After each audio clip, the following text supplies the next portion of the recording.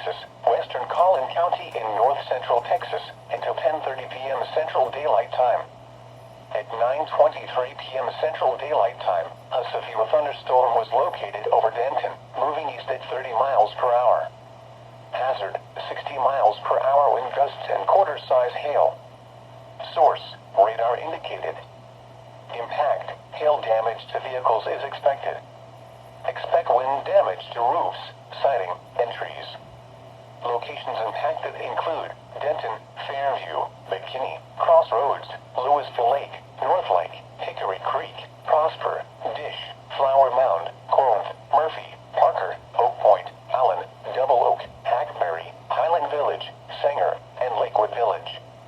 This includes the following highways: Interstate 35 between mile markers 468 and 478. Interstate 35W between mile markers 68 and 85. Interstate 35E between mile markers 446 and 466.